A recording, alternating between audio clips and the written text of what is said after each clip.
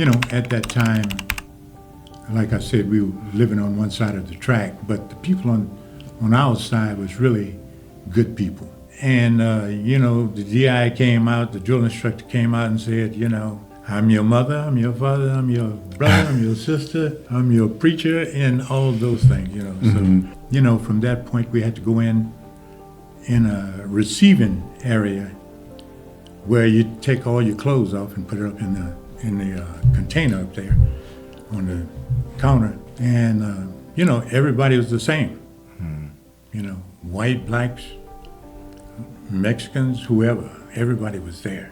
Having a relationship like that and going to battle like that with your brothers and sisters in arms, it's something you can't describe. No, right? It's something sacred, man. Yeah. It's something that you hold very dear. They condition your mind to where you don't care. You don't care about dying. You lose the value for life. After all that, my intentions were for America, how much love I was willing to give to America. When I came back, America didn't love me. They hated me.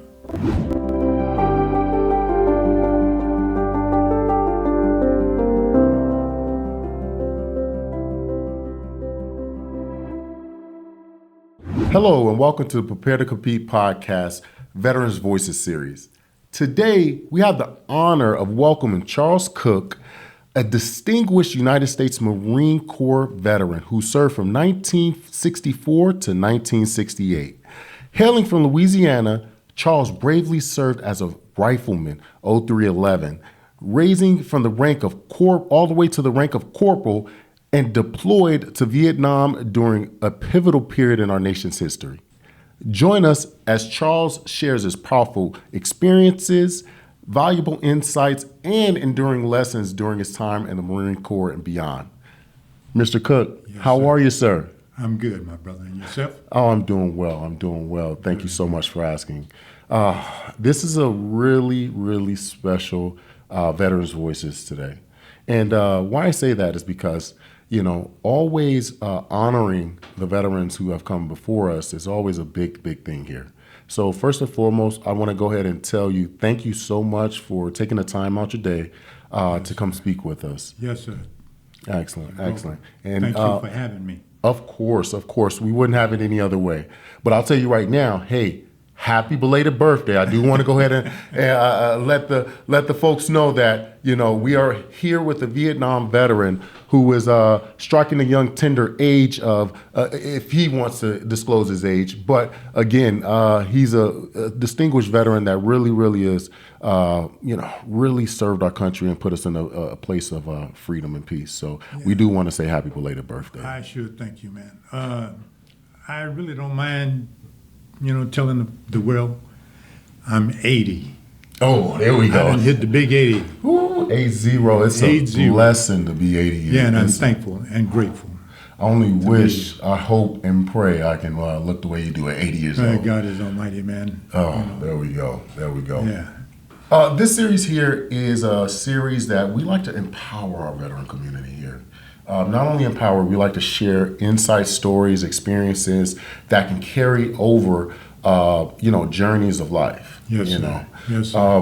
With that being said, you really did some real hardcore service time during your stint in service, deploying all the way to Vietnam. Right? Yes, sir. I was on a ship. I was on the coast of Vietnam in the South China Sea. Wow. And our duty was to protect the ship and the people on the ship, the captain and, whoever's on the ship. Mm-hmm. And also to protect the bombs, the bombs that they were using to fly over to Vietnam and, Mm-hmm. come back to the ship. So that was my duty. And also to, I was a brig guard. Mm-hmm. One that worked in the brig, for the prisoners. I had to maintain the brig. And our duty was also to man one of the big guns on the ship, the Marines had to man one of the biggest guns on the ship. And, it's pretty tough. Some pretty tough heavy job. artillery there. Yeah, it's a pretty tough job. Yeah, great. Well, again, going through the Marine Corps, we can start in so many different facets. I'm sure you have so many different stories for us, and we're really excited to hear them. But before we get there, what actually drove yourself, Mr. Cook, to join the service? Oh, because there's so much life before then, right? Yeah. So just trying to figure out, where do we start there? Well, I came from a little small place called Jennings, Louisiana. Okay. And I really, gained a lot of, I don't know what you would call it, but discipline, because we went to a black school, Jennings, Louisiana. At that time, black students went on this side of the track at school, on this side of the track, and the white went on the other side of the track. Mm-hmm. So it was segregation time. So, we had good instructors. We had some good teachers, and they disciplined us really well. Wow. Really well. They were able to paddle us at that time. And we had a principal that really didn't mind paddling. He didn't mind. If you messed up, he would definitely call you in and paddle you. So, we had that education, discipline. So, and, at that time, like I said, we were living on one side of the track, but the people on our side was really good people, creative people, nice, loving people, but, you had to respect them. They made you respect them. Yeah. And, your family, your mother, in my case, my mother, made sure that we respected our teachers and all the elders in the community. So, if you disrespect somebody in the community, all they had to do was call mama, and, they could paddle you themselves if they wanted to, and then call mama. Wow. But you would get two whippings. You would get one from the person that you disrespected, and you would get one from mama. So I bet you won't do that again. No, I don't want to do that no more. Nice. That's amazing. It sounds like you come from a well-rounded sense of community. Yeah. And not only community, but discipline and structure. Yeah. Now, obviously, going into the military, it requires that, right? It's not optional, right? Discipline and structure. But now, you actually making the decision to go into the military, where did that come from? Yeah. I wanted to go to school. I wanted to go to college, but at that moment, at that time, we didn't have the finance. We didn't have the finance to do anything, go to college. Even if you had, the mentality to be successful in college, you couldn't go because you didn't have the money. So, I was fortunate. We had people that helped and assist us, to get through school. I had a stepfather, and he was a great person. He was a great example of a father. Oh, that's amazing. And, he took care of us as far as giving us the food that we needed to eat and, whatever else we might need. So I was thankful and grateful to have him. But, the community was a, outstanding community, good people. That's fantastic. So it sounds like you come from a well-structured household, right? Having that going into the military is pivotal, right? Because you need so much support. Because it's such a tough time for a young man going into the military. I'm sure there was a lot of fear that probably struck you, a lot of anxiety, a lot of, just going into somewhere of the unknown. Right, it was unknown, definitely unknown. So there was no one in your family history or lineage that ever went to the military? Yeah, my father was, he served in the Army for, some years, I think World War II, and I had an uncle that was in the Navy. So I had some idea about military. And there was one other guy in Jennings, Louisiana, that had been in the Marines. So I talked to him, and he helped me understand, what I was getting into. Somewhat, because after I got in, it was different. Yeah, It was yeah, different. and I'm really excited to hear about that portion. So having that figure assisting you to go through the service, what was that like going to your recruiting office, kind of going through the steps, because there's steps to get in service, Right. We're at that time, I believe that you were able to kind of join before when you're 17, if not younger, with the waiver. So. So you graduated high school, correct? I graduated out of high school and went after graduation, maybe a few weeks later, I went into the Marines. Okay. And that was a drastic change for me. Wow. Because we lived on one side of the track and white people lived on the other side of the track. So going into the military was something that I thought about how I would deal with that, because I had never been around white people before in my life. I mean, I've seen them, but I didn't have any interactions with them. We had stores, we had grocery stores, we had different things on our side. You didn't have to go on the other side of the track for anything that you needed. Yeah. So you never had that opportunity to interact with other cultures, right? Sounds like, just like I know. It's listen, the military is a melting pot. Yes, it is. Yes, it is. Yeah. So going through boot camp, that culture shock and the exposure, I can only imagine it should immediately hit you like a ton of bricks, right? Oh, it hit me. It hit me. I was like, whoa, I can't believe it.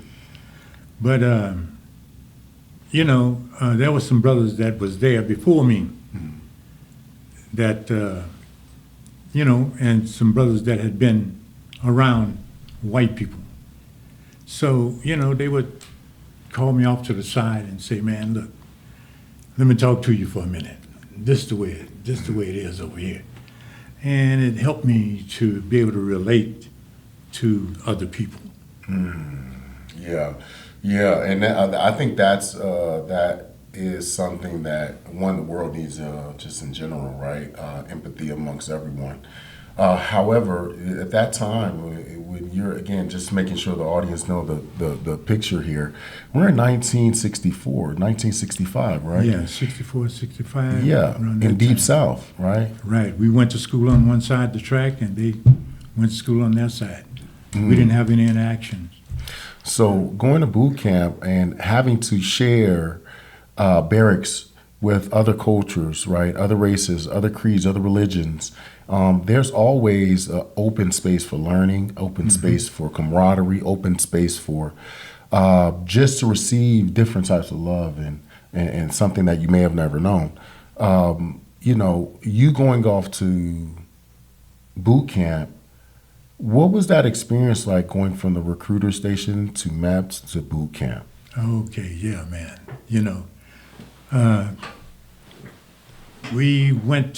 I went to New Orleans, and from New Orleans we went to San Diego. We flew to San Diego, myself and two other guys. And when we got to MCRD, then everybody was the same. They say, okay, get on those steps. The footprints on the pavement, and everybody got on the footsteps. And the DI came out, the drill instructor came out and said, I'm your mother, I'm your father, I'm your brother, I'm your sister, I'm your preacher, and all those things. So I said, okay, yeah, I hear you.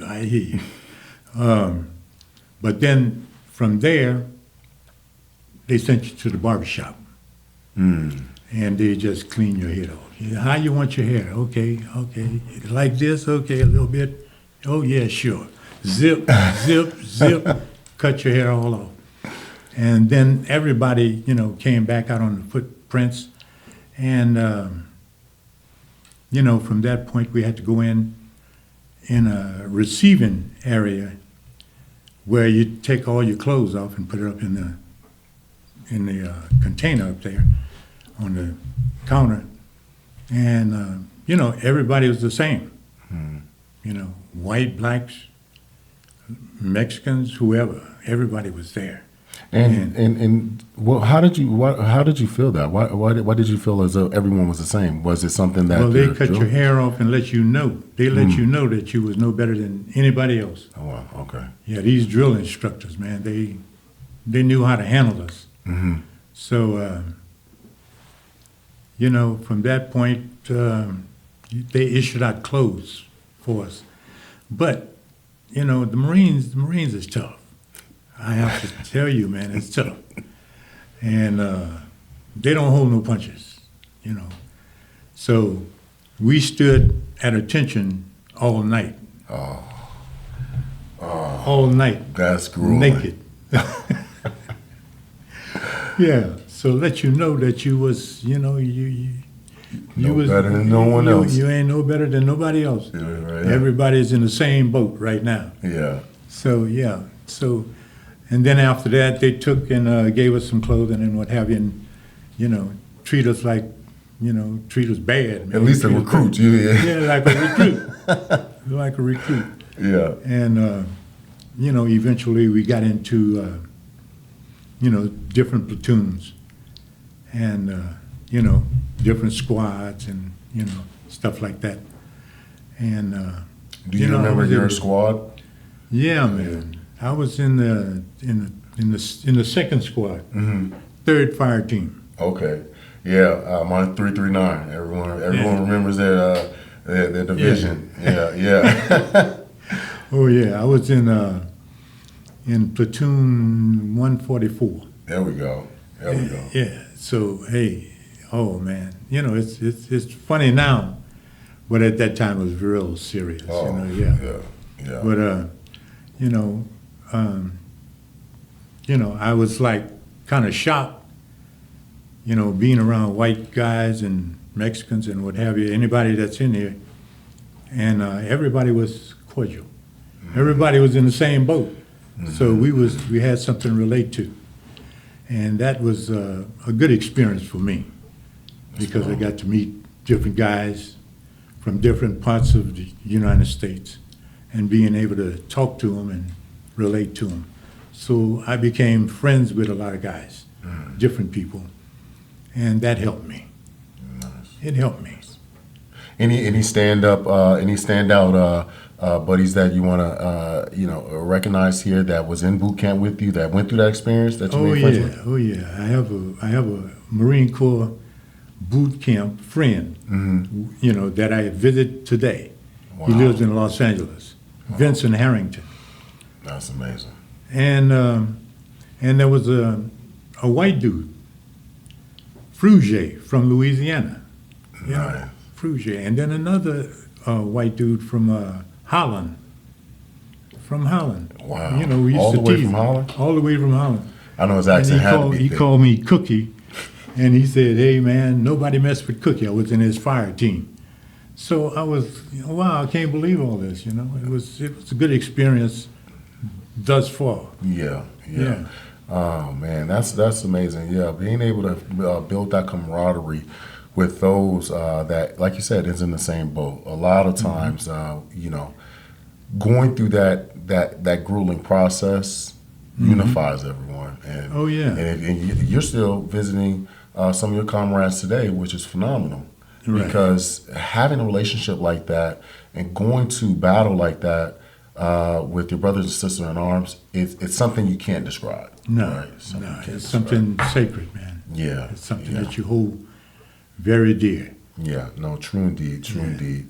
Well, with that, obviously, tell me about boot camp. What was, again, I'm sure boot camp, and the Marine Corps MCRD is much different from 1964 is much different from boot camp today. Right, it is. During boot camp 64, drill instructors was able to put hands on you. Mm. You know, they could jack you up. And, they jack you up and make you know who the boss is. They are the drill instructor. You learn. Yeah, okay, yes, sir. Yes, sir. And that's where that sir come in at, from that point forward. But yeah, man, it was a hell of an experience, physical experience and a mental experience. Mm.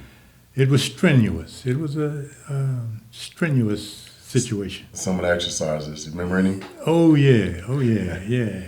Up, down, on your back, on your feet, and you in dust, sand and what have you.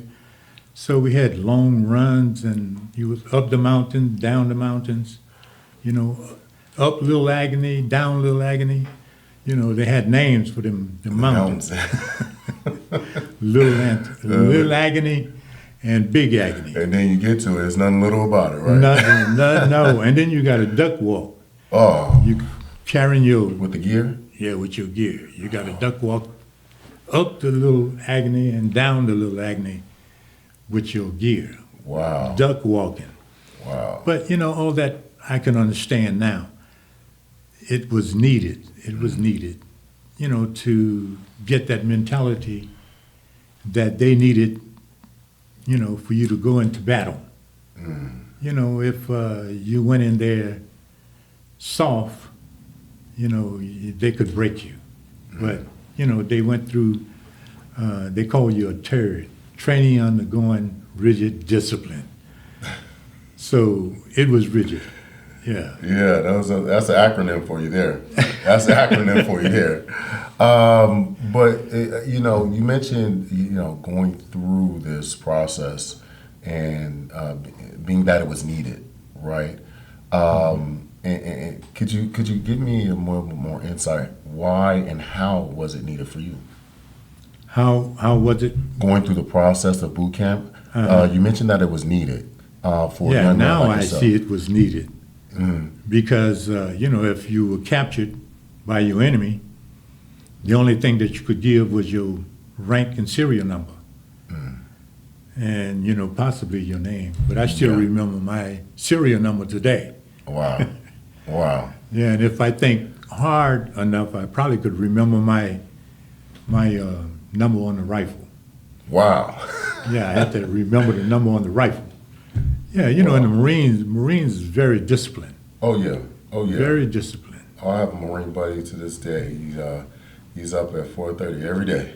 Yeah. So he's still carry those ways. I think a lot of military personnel when they transition out, just because you remove the airman, sailor, or soldier from the military, it never really goes anywhere.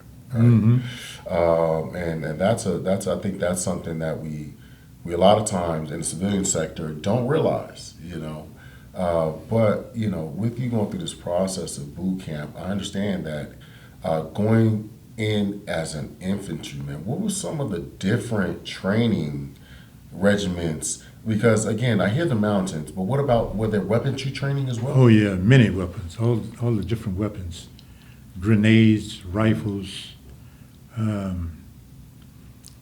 laws. It's like the bazooka, at that time it was called the laws. Oh, wow. And, you name it. Okay. We had that training. Nice. And wow. So at this time, you're such a young man. Mm-hmm. Were there any fear, doubt, or just worry? Fear, no fear. Just maybe discipline, knowing who I am as a person, being able to keep my temper together, keep my discipline in order so that I could go through the training without, just exploding or doing something that I shouldn't do. Yeah. You know, fighting back. Yeah. I did come to the point. I did come to the point one or two times. There's always a time. Yeah, I did come to one of those points, you know. And, you know, because I'm from Jennings, Louisiana, and my culture is, you know, we warriors, we're fighters. So, you know, coming from Jennings, the atmosphere from Jennings, you don't back down. You fight. You fight. Yeah. And we don't care, you know, what you look like, how big you are, how many cousins you got. We don't care. So I had to hold that so that I could get through boot camp and then, you know, experience the regular military. Fleet. Yeah. Marines, yeah. Well, obviously, there's so many different components of the military, right? So many different components of Marine Corps. At this time, during obviously the '60s, there was a lot of things going on within the nation, and I'm not sure for you guys. For myself, experiencing the military a few years after 9/11, there was a real starkness in the service, right? A real you can feel the tension a bit from lingering deployments, right? Right. But now, during the time frame, again, 64 to 68, what is the feeling like in the military then? Well, you know, it was stuff going on outside of the military, like Watts riot was going on at that time, you know, and also Martin Luther King was assassinated at that time, during those times. Yeah. And, you know, that kind of took you off track. You know, I'm in the military thinking, you know, I'm here to do a job for America. And, you know, Martin Luther King is a nice guy. He's a good man. And, you know, he was assassinated. So it kind of like made me, you know, think. It made me think, you know, why? How come? You know, because I was dedicated. I'm a dedicated Marine. I believe in the Marines, you know. Love the Marines, and I love America. So, you know, that kind of like, kind of got me. It threw me back. I couldn't understand that. Why would you kill somebody if he's a good guy, he's trying to do something for his people, but, you know, you're going to assassinate him. Why would you do that? Yeah. Again, and I think just when we talk about the military, it's such an isolating factor, right? A lot of times they like to, sometimes the military cuts off the real world, because when you're on these deployments, when you're on these, you know, training missions, the entire world is cut off. You Right. know? The family can't get in contact with you. You are literally, if you're not at the top of mind of someone, you can easily be forgotten. But, you know, the world hits you no matter if you're deployed or not. And as a service member, I'm sure there's so many different feelings that you're going through at this time, right? Yes, it was. It was at that time. Because I love America. I love America. I still love America. And I have some different views about America now that I'm out of the military, been out for a long time. But, you know, I went overseas to do whatever is necessary to defend America. Live, you know, die, kill, whatever I needed to do. I would have done it, you know. So I'm thankful that I was on the ship, though. And that's where we get to now. I didn't have to kill nobody. So that you know, later in my life, I realized the Spirit didn't want me to do that. Didn't want me to kill anybody. Yeah, I mean, and I'll tell you right now, you know, sometimes where you end up, it's not your choice. No, it wasn't my choice. Yeah, yeah. So, but I'll tell. Well, I just want to kind of pull that back, right? Because we're in boot camp now. You're out. You graduate. Mm-hmm. Once you graduate, where are we now? All right. Coming from MCRD. Yeah. Right. You go to 30-day leave. Okay. Go to 30-day leave, and then you go to your duty station after that. Okay. So coming. You took leave, right? Yeah, you took leave. Went to Louisiana, visit my family, mom and them. They had to be proud. I mean, I know they were so proud. Yeah, they was proud. They was proud of me. Fantastic. Fantastic. And being able to have that opportunity coming back, I'm sure as a young man, you feel a sense of accomplishment. You feel a sense of discipline. Yes, accomplishment, yes. Yeah. Coming through 16-week boot camp, that was an achievement. That was an accomplishment. Oh, yeah. And then that rigorous training. We can't forget about that. That training, man. That training. So now, obviously, leaving your coming from boot camp, your vacation typically, right? But now going back into Marine mode, and because some people don't adjust well, was that adjustment something that you had to turn on, or was it something that you feel as though that it was automatically instilled in you after your training? Oh yeah. After I left, after 30 days leave, going back, I was back into the Marines. I was back, proud Marine. Wow. I was ready. Wow. Ready for whatever it is, they want me to do. Mm. And what does your day-to-day look like as a Marine going into the fleet? At this time, I would believe that we should be about rising through the ranks as an E2 or so, right? Coming in? Mm-hmm. Okay. What did your day-to-day look like at that time frame during those days? Well, a lot of training. Yeah. Rifle training,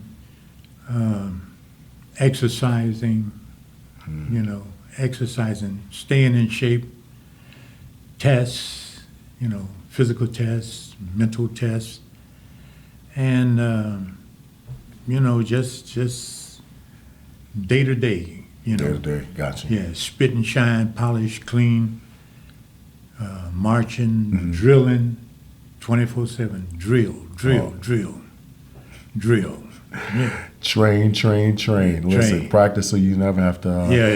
It's a second nature to you after a while. Exactly. Yeah. So you'll never have to really worry about being unprepared. You're always going to be prepared. Yeah, You're always going to be prepared. But now, with that training, you're deployed. You're coming out of boot camp. You're having your time in service. Before you were actually deployed, how long were you in service? We went overseas. 1965. Mm-hmm. So it was in, 64 went in May, and 65 the next year we was gone. Wow. We was gone overseas. Did you ever think you were going to get deployed? I thought maybe yes, I would. Yes. But we had the time to train and get prepared. Mm-hmm. And, I was on a ship, so that was a different type of duty. Mm-hmm. Sleeping in mud and water all the time. I slept in a lot of mud and water, but I was able to come out every now and then and,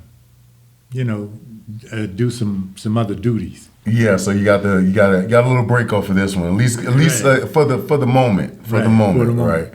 Were you on a aircraft carrier, frigate, or what type of ship were you on? I was on an aircraft carrier. Oh wow! Aircraft carrier with helicopters and all different types of jets and everything that you could possibly call or name to go overseas with. Well, and when you go overseas, you have about 5,000 sailors and Marines, 5,000 people on the ship. Yes, sir. Yes, That's sir. a lot of people. Every time you turn or go down this way, you run into somebody. You run into somebody going that way. It's just constantly people moving, and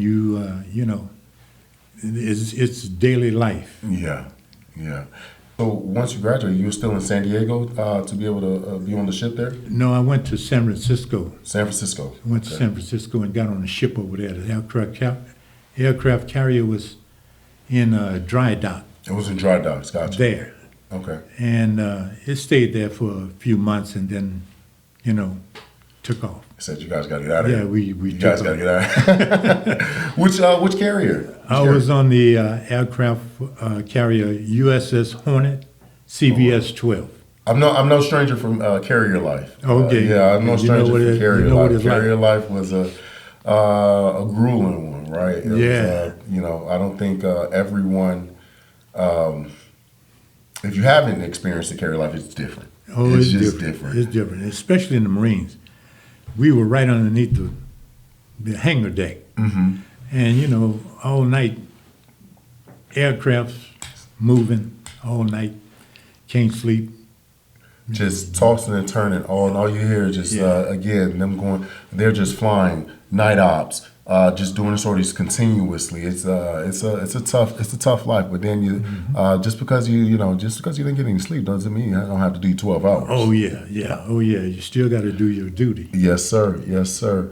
But now you come into this carrier as a young man. What is that feeling like actually seeing something so, one, engineering magnificence, but Yeah. then at the same time, how are you feeling as a new Marine? Oh, we when we went on the ship, we had to get some coordination to be able to walk on the ship because it's Yeah. constantly moving. Yes, sir. And, that was unusual for me. I had to, develop the skills of walking while the ship moving. And then, being around all the different types of people on the ship. And there were some brothers there that, soon as you got on there, they grab you. Okay, this is the way it is over here. This is the way we expect you to act here. Mm-hmm. So, they wanted to give you an idea of what they expect of you Wow. as black men, Mm-hmm. and then as a Marine. They were Marines, had been in for a while, so they Just giving you the lay of the land. they laid it down for you. So this is how you act. This is the way you do, and this is the way you carry yourself. So Understood. Now, being that there is always different cultural experiences, and even in any division of the military or base or what have you, it sounds like that in this time on this carrier, there was still obviously a sense of division, even on the ship. even on the ship, it was a division. So, but we go into the military as a recruit Marine with togetherness and unity.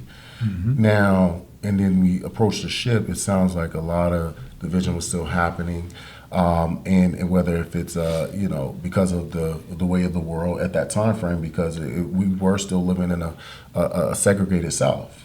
Segregated South, right?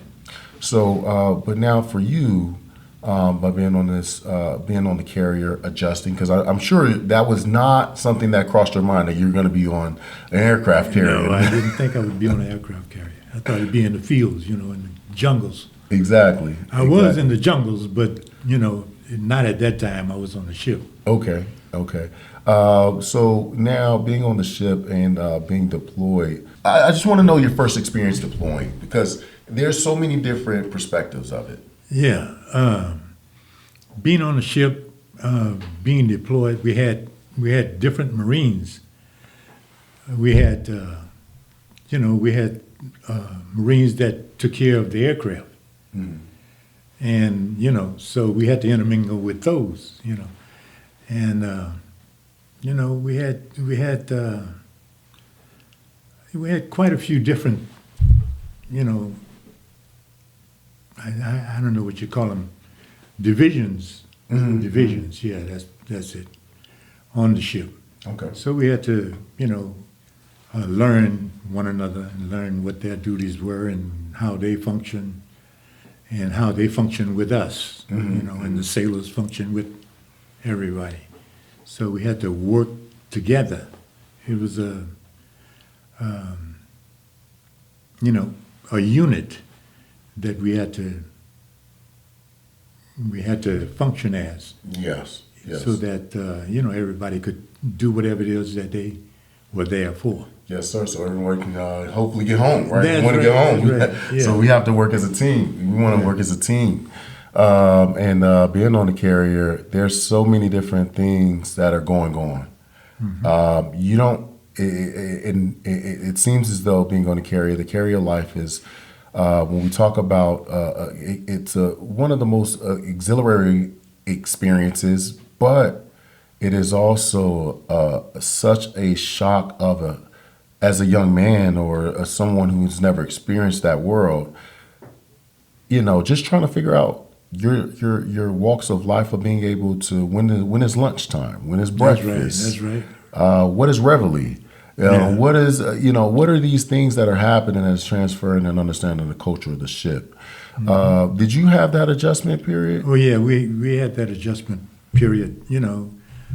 Being attached to the ship, we had duties. We had things that we had to do. You had to raise the flag. Marines did that, and then we had to bring the flag down in the evening time.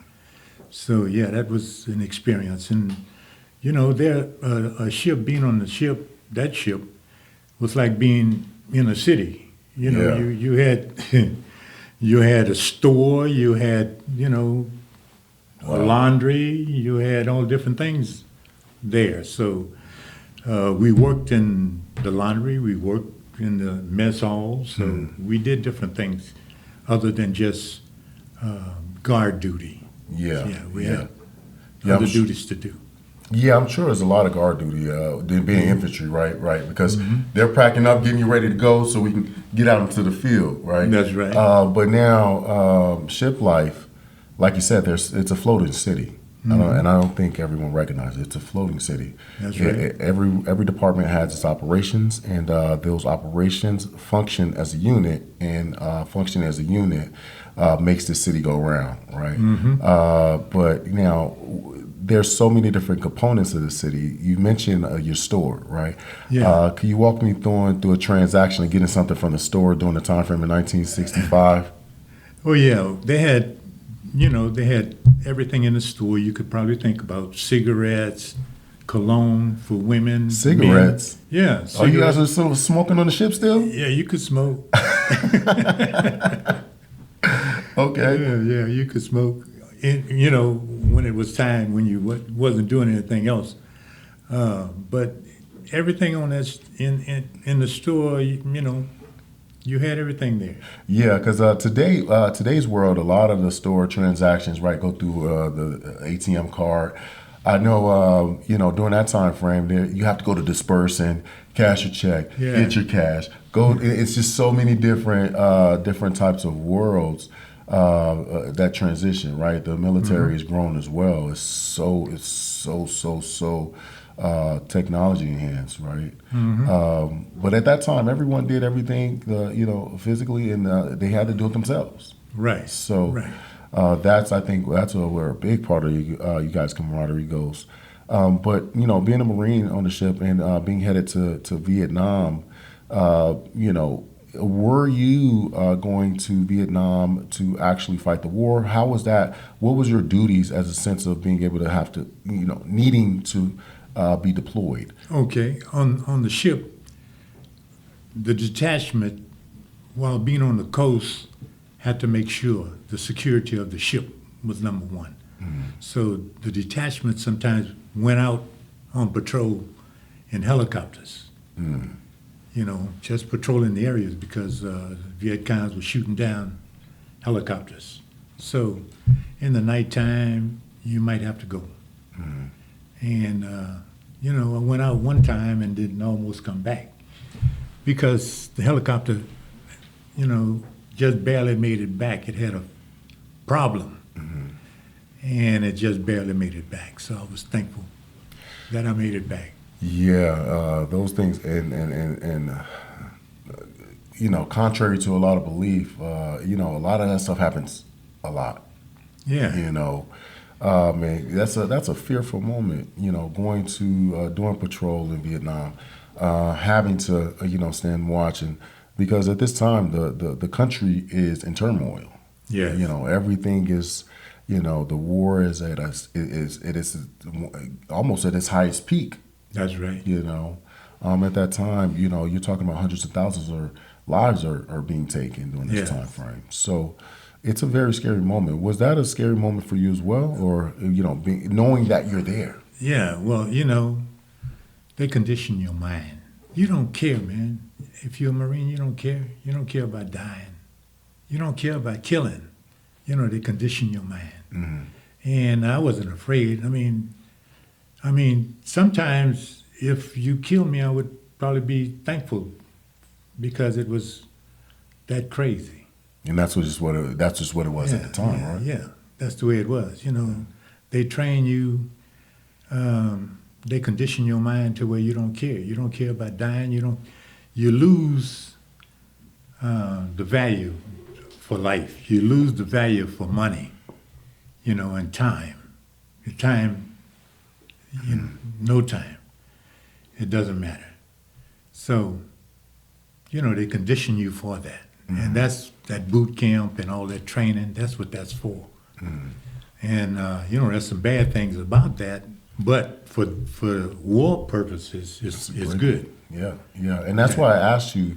That's why I was asking again. You know, some people don't accept the training, right, or accepting the transition, because that transition during boot camp, doing building and developing a soldier at that time. You know, it had to be different. It had to be really cutthroat, hard nosed. You know, and because at the end of the day, like you said before, you're going to war.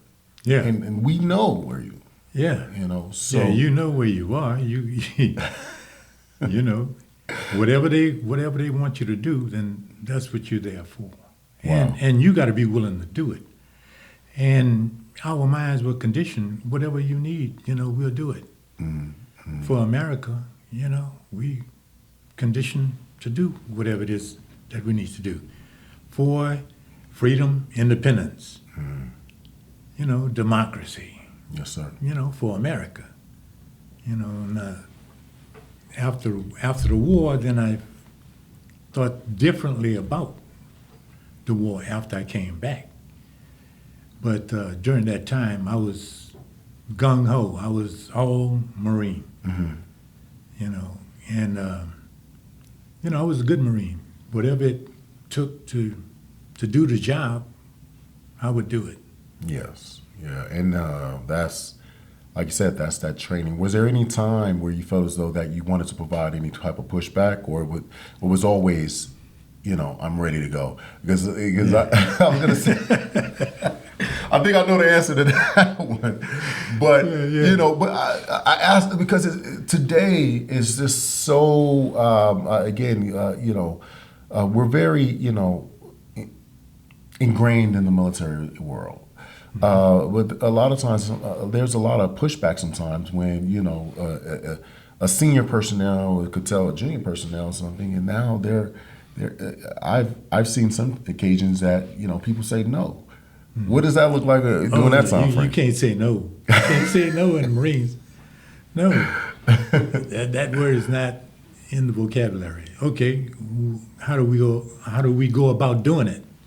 Yeah. What is it that we need to do to What's the instruction? To achieve the goal, whatever it takes. Complete the mission at all costs. At all costs, yes. Complete the mission at all costs. Yeah. That's phenomenal. So how long did you stay out the deployment? How long did you stay? We stayed on the coast of Vietnam for about 9 months to a year, somewhere around that time. As a Marine on a ship, it's a much different life than being, you know, obviously in the jungle, at that time, because Vietnam in the jungle was a lot different. Yes, yes. And being a Marine, I know there was some probably some stories that again that you probably went through because your fellow Marines were boots on ground. That's right. A lot of them were boots on ground and had to deal with those turmoils. Were there any type of direct stories that you have that, or again, that you would like to share? During that time frame from some of the Marines of boots on ground. What was that like? Oh yeah. Them brothers, they fearless. They didn't care about living. They didn't care, whatever it take, to achieve the mission. Yes, sir. And they was ready to go. And when I came back from overseas, and I went to Camp Lejeune, North Carolina, then that's when all the Vietnam ground troops came to Camp Lejeune. Oh, wow. And some of them got released from duty at Camp Lejeune. But yeah, man, some hellfire stories. Wow. So there were a lot of Marines coming directly from Vietnam and automatically being discharged there? Yeah. And I'm sorry. They came from overseas and, went through all the processes, and then finally they come to Camp Lejeune. Was there a specific reason they were being discharged? Or? It's time. Oh, it's just their time in the It's their time to, ending. Okay. Because I think at that time as well, there were, and correct me if I'm wrong, I just want to make sure I'm getting my historical facts correct, that the draft was conducted, Yeah, they had a draft. Before. Well, after I volunteered, but they did have a draft also. Mm-hmm. When Vietnam really got going, then they had a draft. And, the Marines came in and they shipped them right out. I was just fortunate.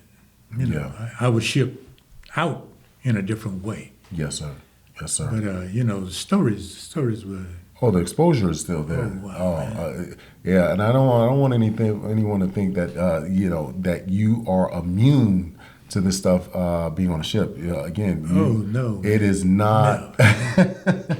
No. It's just a different type of exposure. Yeah, they will send you where they want you, when they need you there. It doesn't matter if you're a cook or you work in the office. When they say, they send you those orders, you be at a certain place at a certain time, a certain date, you gone. Yes, sir. Yes, sir. Being after deployment, you're shipped to Camp Lejeune. With Camp Lejeune, I'm sure that there was a lot of, obviously visibly seeing some of the Marines that are coming back. There was a lot of, terrible things you had to see going through that. But tell me about being in Camp Lejeune. How long were you there? What were some of the duties like, and your experiences there? Any type of real, hard-nosed experiences there? Oh, yeah. When I was at Camp Lejeune, we had Vietnam veterans there, and, they were going to be discharged from Camp Lejeune. I was not going to be discharged, right then. I stayed at Camp Lejeune for about a year and a half. And, we did deploy again and went to the Caribbean, and did some training in jungles in Panama. So we did training over there. But, the brothers that I talked to, and, not just brothers, everybody had a different story, man. They had some hellfire stories. There was one brother, cursed God, don't believe in God. He cursed God. That's how far gone he was. Didn't care about life.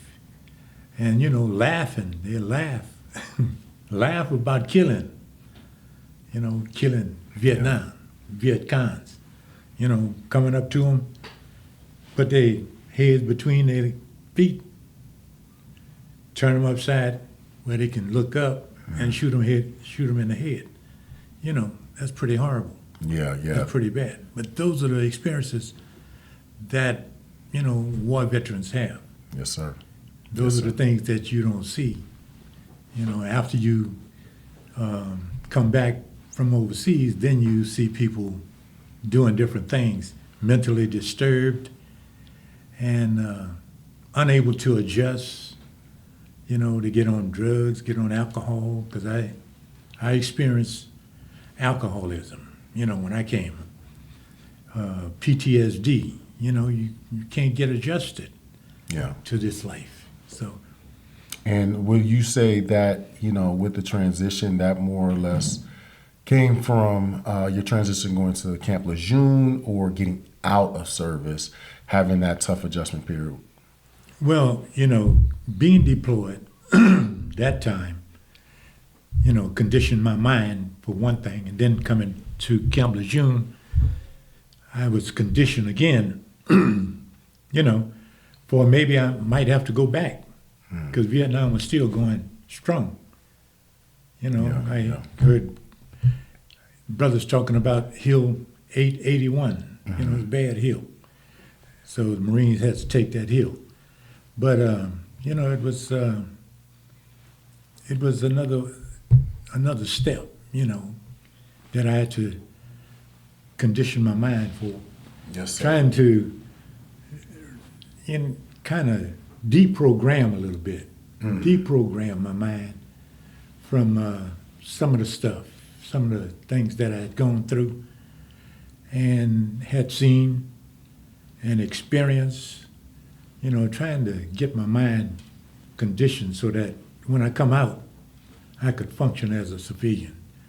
Yes, sir. And that's just and it's a tough thing to do. And that's where, obviously we're here to support all veterans. And this is one of the platforms that we want to support the veterans, because just showing that you're not alone with that transition, whether if that transition is happening today or whether if that transition was happening during 1968.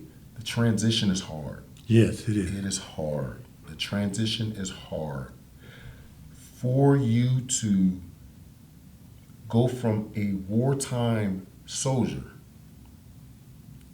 to transition into a civilian sector where no one is thinking about anything that you just experienced or don't have any type of connection with what you just experienced. You feel alone, you feel lost, you feel That's right. in an abyss. Yeah, alone, by myself. But you're not. And that's why veterans are here, right? But that transition is so difficult. Now, with you coming outside of the military, were there any, comrades that you had trouble transitioning that you were able to either get on the right path, or if they weren't able to get on the right path, was it something that you were able to reach out to your comrades with too? I needed my comrades to help me. Yeah. And, the brother that I was telling you about, that I still visit today, he helped me. Wow. His family. They took me in, they helped me. It's phenomenal. So I had a lot of help, to get transition back into civilian life. But it wasn't easy. It was hard. It was very hard. And still today, I can trip sometimes. Today. Yeah. But I know how to handle it now, know how to handle it better. Just go to my room and chill for a bit. Yeah. Were there any resources out there for you when you were transitioning for help, or not even help? Because you get your DD-214, there's the door. That's it. You're on your own after that. And in 2025, it's still that way, where you can probably get a few more resources today. However, your DD-214 assigned, there's the door. That's it. So were there any resources that you could rely on at that time transitioning out? Not at that time. I couldn't. I couldn't, go to the VA and say, I need some help. what kind of help you need some mental help, No, nothing like that. But one thing that the military does give, excuse me, and that is, the ability to go to school, and also the GI Bill. So those two things helped me. That's It awesome. really helped me. That's awesome. Yeah, because after service is immediate culture shock. Everyone's changed. Your environment changed. Yeah, Your rank that you worked so hard for is ripped off. So now you're starting from the bottom. yeah, I'm nothing. I'm nobody. Again. No, you're at the time you were corporal. Yeah, but I'm nothing no more. I'm just a regular brother. And they got some other names, I could call. I think we can all have a few names associated a few with names it, right? associated with that. Yeah. But again, with that transition, was that an expectation for you? Was that your expectation? What was your expectation when you were going through it? Because we don't always expect to go through the challenges we go through. For expectation for yourself, was that something that you even expected, or? No, I thought, I thought everything was going to be easy. I thought it would be, pretty good. I thought I would be able to get a job real easy and, buy a home or whatever I needed to do and live happily ever after. But when I got released, if you're ready for that one, I'll tell you about that. I'll tell you about that one. When they released me, I went home, but home wasn't home. Yeah, home wasn't home for me because, they were still discriminating at that time, still discriminating. So it was more than just a culture shock. It was, something else. Yeah. Yeah, something else I couldn't put my fingers on, but, there was something else going on with America that I couldn't understand. Yeah, that's in 1968, just to kind of place a year to where we are. There's still, again, fighting for civil rights at this time. Yeah. Right? There's a lot of tension in there. There's a lot of discourse with America. You just fought for the country. And I'm sure you were pulled in just multiple directions. How could I fight for the country and come home and deal with discrimination? Yeah. Couldn't get a job. Wow. Yeah, couldn't get a job. Police called me a nigger, Yeah. and other people called me a nigger. Yeah. And I'm an ex-Marine, Vietnam era veteran, and I couldn't understand that. I'm here to fight for America, and but I'm just thankful and grateful I was able to come through it. Make it through. I was, yeah. I can tell you a couple of stories about that one. Well, we're definitely, I think we're just at the tip of the iceberg, Yeah. because there's so many things that we can unpack here. But again, I do want to circle back, going through that transition, your comrade that gave you the shoulder to cry on, the open arms of having an area to adjustment, because most people don't even have an area to adjust. It's immediate. Here you go. On the road. Let's go. And because I think that period of time, stillness needs to happen for a reconnection, recentering of who you are, what you are, and ultimately finding the journey of knowing that you're not only a Marine, but now with that transition, I really, really want to know, there's so many different encounters because you go back to Louisiana. You go back to Louisiana. You already mentioned that home wasn't home. How did that affect you? It affected me.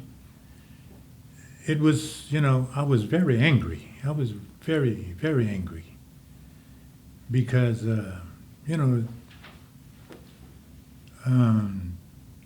white people treated me like, hey, we don't care where you've been, what you did for America, you still a nigger. And we got to get that understood. So I was very angry about that. And, I needed some help. And people helped me. Did you lose pride in the military when you felt that? I'm still proud of being a Marine. I'm still proud of being a Marine. Once a Marine, always a Marine. Yeah, so I'm still proud of being a Marine. But, I had to learn, I had to understand that, there's a segment of white people that don't like black people, African Americans. They don't like us. And there are some great white people, some wonderful white people. I had to learn that. I had to learn that and experience that. That will stand up for you, fight for you, and die for you. But there are those that would kill you. They don't like you, they don't want you, they don't like your children, they don't like your family, nothing about you. So I had to learn to deal with that. And, that's a learning stage. Still learning about that. Yeah, life, growth, learning. As I get older, Yeah. you tend to figure out how much you don't know. How much you Right. don't know. It's just because as a Marine, because you're fresh out the military when you're having these experiences. That's right. So, at that time, you're talking about 1968. I always want to put the present time out there because at this time, obviously the country is in turmoil, but that transition for a Marine to go to somewhere, you just left a war zone to go into another, spiritually and emotionally and mentally. Just having so many encounters with, all types of people, all walks of life. We're talking about the time of draft dodging. Right. Yes. Where again, the African American community is kind of frowning upon where the military or just the world in general, because the world wanted the soldiers out of Vietnam. That's right. Obviously during this time, like I said, African Americans it was kind of frowned upon, right? Mm-hmm. Did you experience any of that? Yes, we did. Yeah. Oh man. When we came back from overseas, we got liberty to go into town, and people frowned at us. Called us names. You had your uniform on, so they knew that you were in the Marine, right? Yeah. They called us all kind of MFs, and Wow. Black people. Wow. Yeah. In deep South Louisiana. No, this was in San Diego. Oh, San Diego. Yeah, this was California. Yeah, this San Diego and Los Angeles. Wow. Yeah. Wow. Yeah, they frowned on us. They didn't give us that welcome like they did other people that came from wartime. Vietnam. Veterans were not welcome like the rest of the veterans. Just the Gulf War, just Persian War, yes. just all these different wars that came home, and they rallied behind us. They celebrated, But they didn't celebrate us. Wow. They was like cold shoulder. Do you think it's because of the political nature of it, or do you more or less think it was something of a conflict between a racial divide? I think it was a racial divide and political thing also. Okay.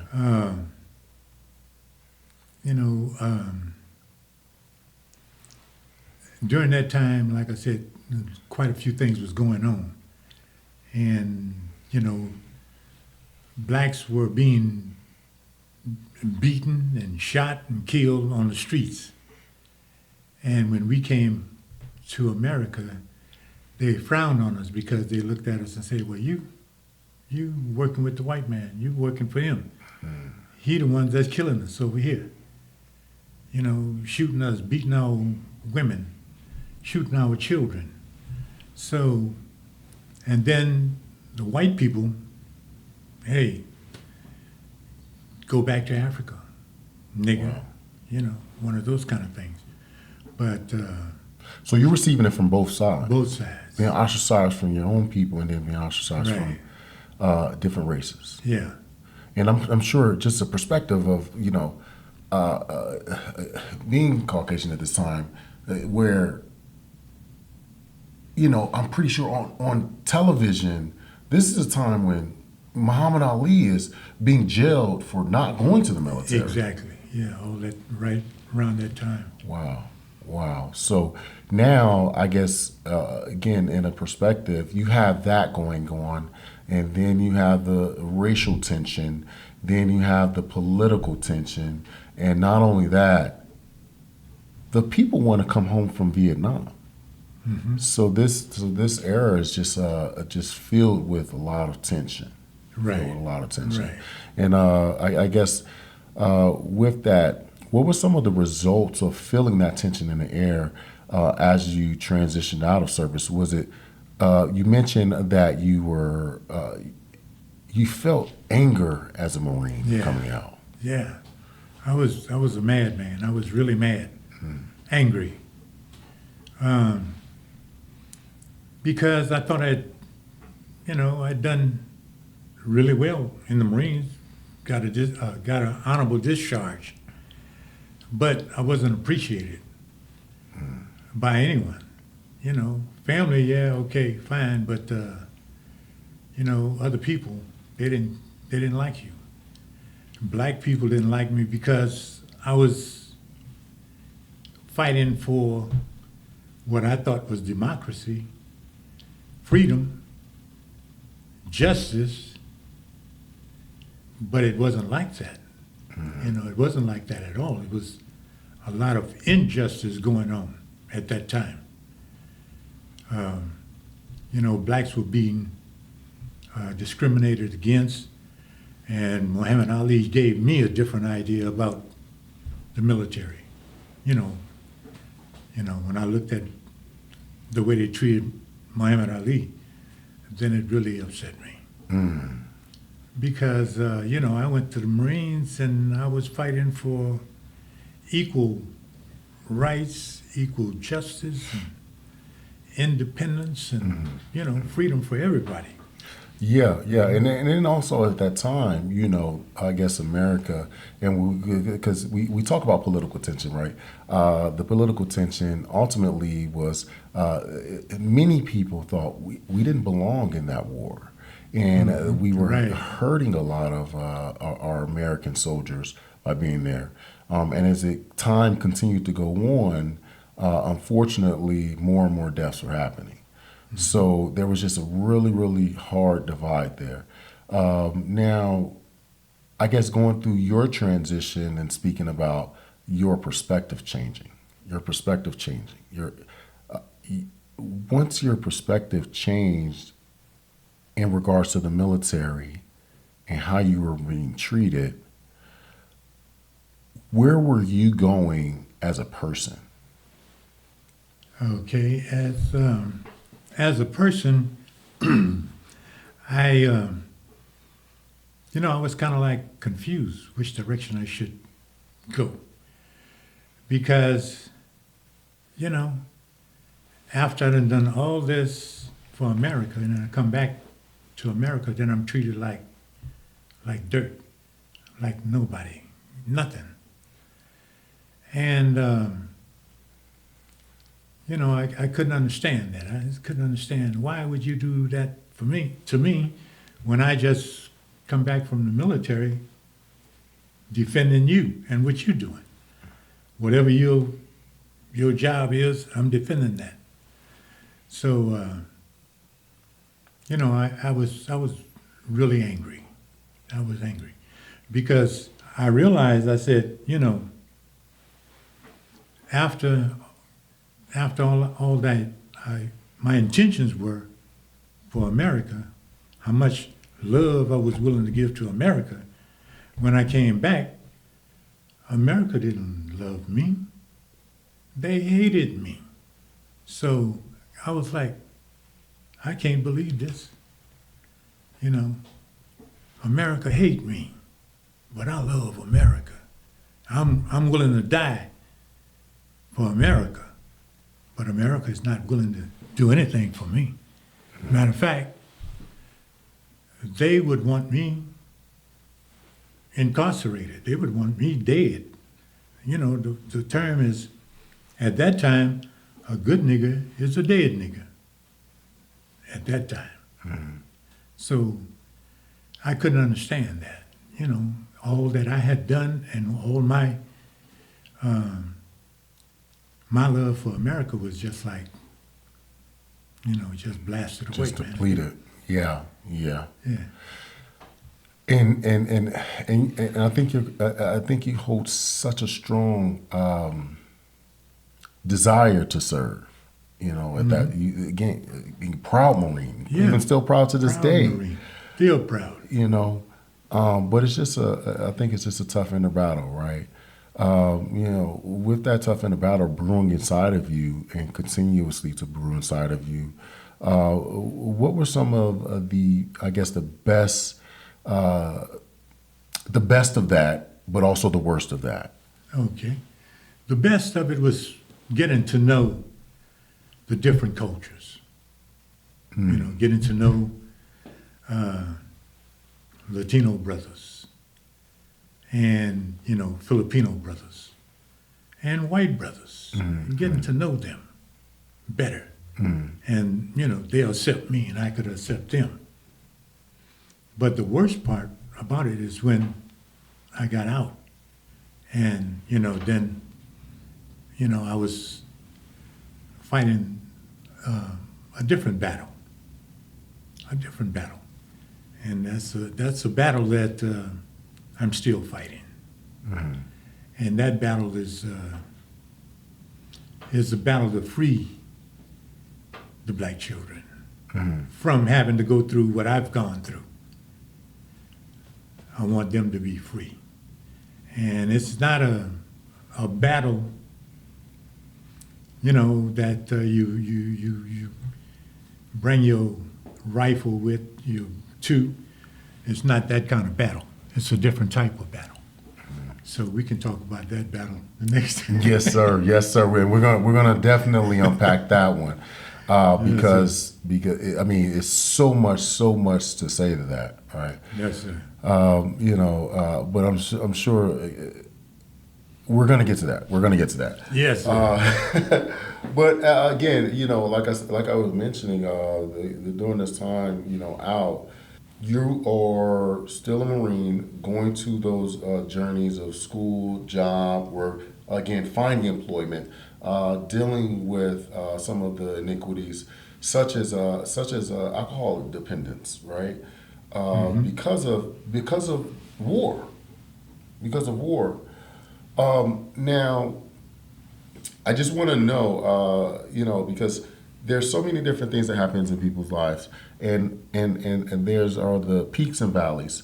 Do you think you being a Marine or being a soldier contributed to one of your lowest times in life? The lowest time in my life? Yes, sir. One of the lowest times in my life. It could have contributed because I was such a proud Marine, and then I came back, and then I find out that, some white people hate my guts. Then that was the low part. you know.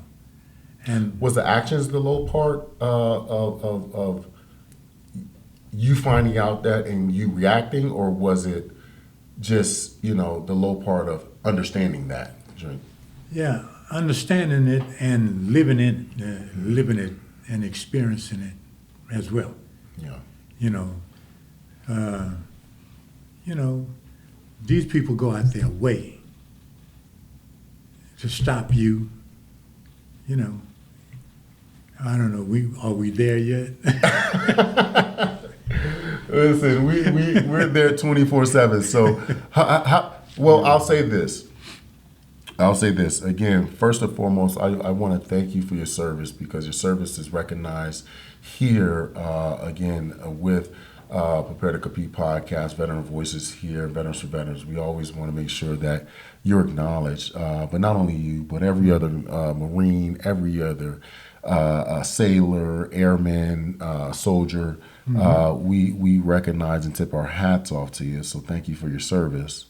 And with the pride of a Marine, again, we enjoyed every type of insight. But before we get out of here, I do want to know, what are some of what advice would you give to a young Marine today? Oh, I would say to a young Marine, if he's a black Marine, you know, if a young black man, is not sure what he would like to do, what he wants to do, what he could check the military out.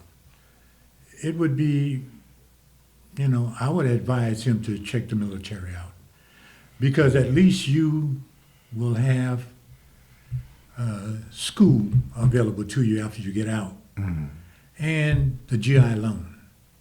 So those two things are very important. Yes, sir.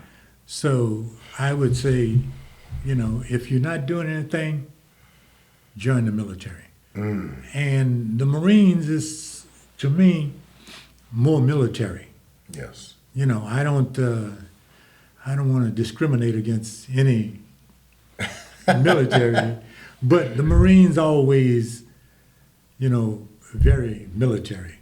Sailors do what they do, the Army do what they do, Air Force do what they do. But the Marines is, they make men. They do make men. And they are responsible for the man that I am. Fantastic. They have created who I am. And I think I'm a good man. I'm a good man. I believe in righteousness. So they contribute a lot to that. And I believe in fairness. I believe in just. I believe in God. Now, totally. I believe totally in God. Because everything else was not, fitting in my mind. I couldn't adjust. I couldn't adjust to coming back to America, this environment. I wasn't able to adjust properly. I didn't have the time to adjust. And, get my thoughts together on what I'm going to do, how I'm going to continue on in this life and be productive. Yes. And set an example for those that have been in my position. And, I want to give the best example that I can for those that will follow. I'm a teacher, a retired teacher, and the Marine Corps is responsible for the school that I went to. They paid for my schooling, and the VA is taking care of me. They took care of me then, and they're taking care of me now, and I appreciate that, and I thank God for it. So I would say to a black individual, black person that not sure what they want to do, go into the military. Excuse me. I would prefer the Marines. I would say the Marines because of who I am. You know. Yes, sir. Yes, sir. But I love all people. I love all the branches. You know, they called us different names. You know, jarheads, jungle bunnies, and all that kind of stuff. But I respect all the branches because everybody is important. Yes, sir. Yeah, everybody is important, and we have to acknowledge that what their importance is. You know, to the unit. You know. So without the Navy, you can't get over to Vietnam. Without the Air Force, you can't go over. We need everyone. We need everyone. Right, you need everyone. Yes, sir. Yes, sir. Yes, sir. Well, I want to tell you again, thank you so much for taking the time out today to be able to give us the insights, give us your experience, and also just being here to speak to the veterans because veterans, we're here for you, right? And with that, there's so many different causes that we want to be able to shape and help different communities. So I want to ask, what are some ways our community do you think can connect with you and support your causes? What are some of the ways that you can that people can reach you so they can help you and not only help you but support the causes that you're putting out there? Okay. Since I've been out, Since I've been out, I got out 1968. But a lot has happened to me. And, I went to jail. And that enlightened me even more. Nothing good about the jail. Nothing good. Nothing about it is good. So that enlightened me because I don't want other people to have to go through what I went through. And especially the young black brothers that are, coming up. I have grandkids and, relatives of all kinds, and I wouldn't want them to go through those things that I went through. So what I did is I wrote a book. And it's about my experiences, but I also gave solutions to the problem that blacks have. I came from a single-parent home, so I would like to reach out to the veterans that know, they know. So I would like to reach out to them to get the book and read the book.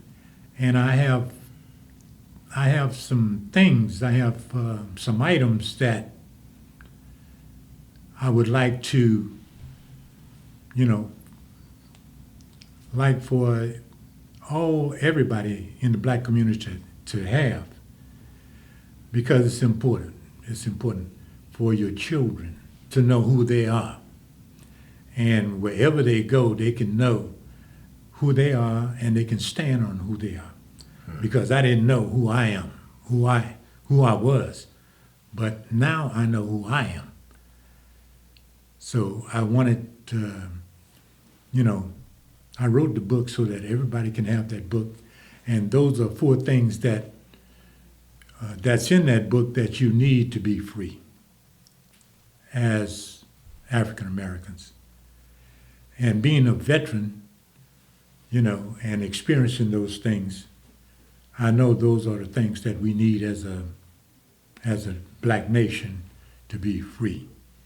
So I would reach to all the brothers, and the next time we talk, I have some information I would want to give to them so that we can further, this conversation for the black children, because we want all black children to be free, all black children. The big ones, the fat ones, the little ones, the skinny ones, the bad ones, the brown ones, the dark ones, all of them. Want them all to be free because they are functioning below their capacity. And when you know who you are, then you know what you can do. So that would be some of the things that I would want to talk about later. Fantastic. Well, we'll definitely be here at any point in time. We want to support you we want to support you in any way that we can. So please, we want to be able to provide the information to our community because at the end of the day, you're a Marine and you showed pride in that. And now you are a person that's serving. So now being able to serve those, we want to be able to serve you guys. And again, by being able to support Mr. Cook, that's what we're going to do. Yes, So, I appreciate that. With that being said, last question before we get out of here. Yes, sir. What is one thing that you picked up from the Marines that you would advise anyone out there? Whether if it's something from your creed, whether if it's something from any type of mentor, a leader that was in your platoon. Do you have again the words of wisdom before we leave here? Yes, sir. One thing about the Marines, always be faithful. Semper Fidelis. Always be faithful. And be faithful to yourself. Be faithful to God, number one. Be faithful to yourself. Be faithful to your family and your children and your loved ones and God's black nation. Yes, sir. Yes, sir. That's beautiful. With that being said, again, a special segment from Prepare to Compete podcast, Veterans Voices. We had the honor and the pleasure to be able to have a conversation with Mr. Cook. And please, let's support the initiatives out here. Thank you so much, Mr. Cook. Thank you so very much, my brother. I really and truly appreciate it. I have one other thing, please, that I Yes, sir. would like to say. Please.